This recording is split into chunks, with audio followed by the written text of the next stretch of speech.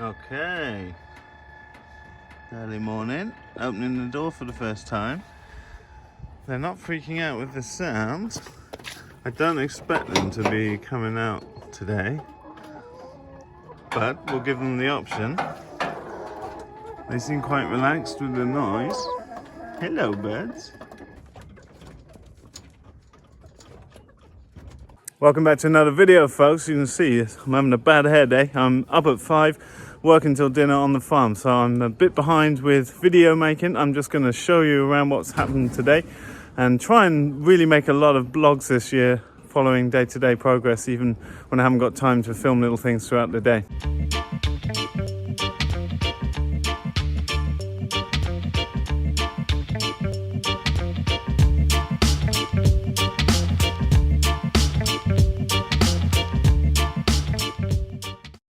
Homemade bread for breakfast, some French stuff, some eggs, and this is my daily serving.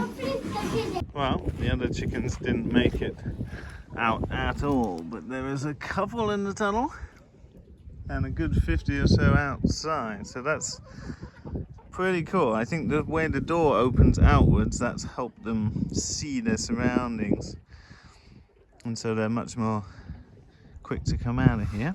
Okay, last 2 planks. This is a mighty deck. We have some very patient mamas. It's soon lambing season. Next few days we'll probably start to see lambs. Yeah. So in this eggmobile, the birds are just coming out to the tunnel now. We put a little bit of feed in. See down the other end, there's birds already out. But this is good progress. Now, it's very obvious that when you have a door opening from below, the birds take a lot longer to come out. These birds were out on the first day, but only as far as the tunnel entrance. We'll go and have a look at them. They're doing fine in there. They're very relaxed. This is the sort of evening time when they get active. They're all really running around pasture at this time in the evening, getting their last feed before bed. But this is really good progress.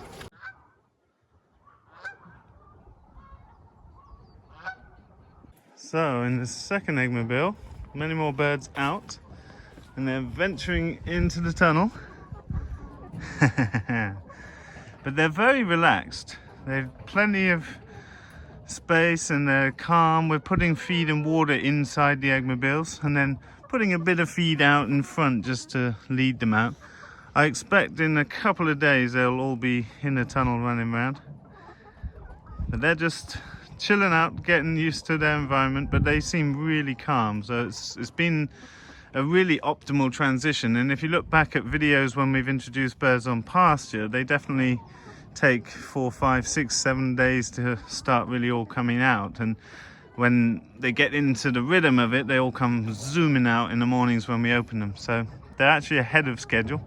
But this eggmobile, where the door opens outwards on the actuator, they can see out. So immediately on the first day, within a few hours, 2 or 3 of them were sitting under the door. And so that's interesting observation that you can consider if you're building an eggmobile. Salma's been clearing through the herb garden. Doesn't look like much, but she's taken out a lot of the old dead material. But this place, we put basically a bit of time into clearing it out and then leave it to be, and it's amazing. If you look at it now, it doesn't look like much, but this turns into an incredible array of herbs and insects and butterflies. It's always a beautiful spot around our sauna and yard. Still got a whole nother deck to build over here, but that's for another time. We got a brooder to fix up tomorrow. Sauna is on. Everyone is enjoying the sauna. You! Yeah. Sauna is on every day at the farm, and that's a big part of the social life and really enjoyable aspect. It's the most efficient way to wash groups of people, and it's just such a pleasurable way to end the day. Okay, dinner bell has gone. Just in the nick of time. Look at that, folks. That's 11 meter wide deck. It's huge, And we've got a massive teepee under these covers to put up on here. It's going to be quite imposing up at the same height as the tops of the oak tree there. Well, that is a very nice job to tick off the list. You can see down the center here we've had to add meter-long sections of board because the planks are not quite big enough. I'm taking my shoes off to try and keep this tidy because this is spectacular. Whew, I don't know how well the camera will pick this up, but this is an intimidatingly large deck. It's huge, and the teepee going on here can seat 134 people if you put 8 to a table, and just about 100 if you have 6 to a table like these. So pretty amazing. It's a big upgrade for us. It literally doubles or triples our capacity, which has been necessary. That's why we've done this work. But this is a really great job to have ticked off the list today. Look at the size of that. I'm on the wide angle. And we found a happy medium where we didn't cut off any of the ends of our asparagus beds. We'll have to take out a quince or two if we want to be able to get around the path here. And on this side, because we had quite a wide area of wood chip anyway, we can just fill this bit back up with wood chip. Good to go. We're going to have to trim this blackcurrant bush, but you can just about get through there anyway. We just heard that Wednesday our kitchen wagon will come. It's 6 meters long, 2.5 meters wide. It's going here next to the slaughtery, and so it'll have like you see on the street, the front pops up and people will get food here, come and eat here. And we're going to build a washing up station here at the end of the magazine, which is little accommodations. And so everything will be right in the front yard, and then for the first time, nothing is in our private house, which is fantastic. Beautiful sunsets. Look at that sky. It's really nice time of year. It's brisk and cold, but we've actually got one more day below zero forecast at night. Then we can get our water lines and water systems running again. It's going to be heavy rain all weekend. I'm going to hide away. Hopefully get most of the book wrapped up. I've been talking with the printer. We're looking into getting spiral bound books so that the Ridgedale Builds book can be open on a worktop for ease of use, but it's challenging because it's such a big book. It's pushing the possibilities there. Second best would be hard copy because it's such a wide hard copy, and in landscape that will lie flat on the open table, and that's what the printer's suggesting. He thinks it'll be a much better finish and much longer lasting. The trouble with such a big book in the spiral binding is that it will easily start falling apart because it's so heavy. So we're in discussions, we're testing out, and we will let you know. I'm adding further combos of both books and both PDFs. Someone requested, and I think that's a good idea. I've also been tidying up the yard, although it doesn't look like it at all.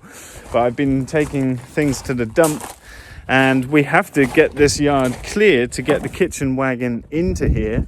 It's got to get around the corner there of the slaughtery, so we have to move timber, which is all going down to the other yurt platform that we have to still build. And more importantly, we've got to get ourselves sorted in the brooder, and that's tomorrow's job. I think it'll be quite dark in here, but you'll probably just be able to make out there's a lot of teepee gear and bunches of stuff lying around. So there's 1,000 birds turning up here on Monday. Our aim is to get this space ready, get the lights on, get the bedding heated up. I'll make a video about that, and have this place warming up, ready for the birds coming on midday Monday. And because we've got both Selma and Elin here who have been here before, hoping they can show the others around the neighborhood, take some nice walks in the country. I'm going to bury myself in the office this weekend and get up to date with emails and things. It's just been long days on the farm, so I'm a bit behind. I'm going to spend the weekend catching up there. Oh, and the other thing happening this week is we've got a massive tree order showing up, so that's going to be fun. I've ordered a lot of container or root balled plants so that there's less pressure to get them planted immediately, although a lot are bare roots, which is the easiest, most economical way to ship plants, which is what we've typically done. But because of the fluctuations we've seen every spring, it's quite risky to do that. So That's going to be a whole nother video. We'll be planting a whole bunch of trees. So much going on at this start of the year. It's the ramping start to the season that really, you know, suddenly a few weeks later you look around and a million things have happened, and it's the way it is in such a short growing season. All right, we're going up on the roof.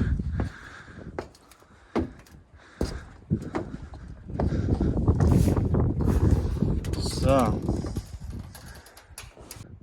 that teepee is going to tower well above the barn, and with the sides opening up, it'll probably be on the second floor of the magazine there. So it's going to be quite an imposing structure. Cannot wait for things to turn green, folks. This time of year it has an impact psychologically when you see the landscape all yellow and olive drab like this. Can't wait for life to come back to the land.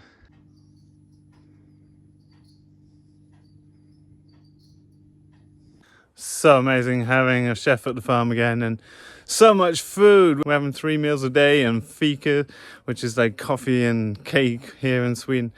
Johanna and I have been eating 2 meals a day max all winter, so it feels quite a lot. I'm actually skipping dinner to talk to you lot. And yeah, as I said, I'll try and make much more regular vlogs this year to just try and really show everything going on, not just some of the more exciting things, but some of the background stuff that, you know, goes into daily life on the farm. I'll make sure I try and carry my little mobile GoPros with me so it's easier to film. That's it, folks. Don't forget, if you want a copy of Ridgedale Builds, check out the Kickstarter in the links below. There's different combos with my other book, Regenerative Ag. You will get a copy of this well before it's available publicly. If you get the PDF copy, it'll be in late April, hopefully, and then early July, I would expect, for the printed version. So check it out below. It's nearly 200% funded. Thank you so much, folks. See you in a video very soon.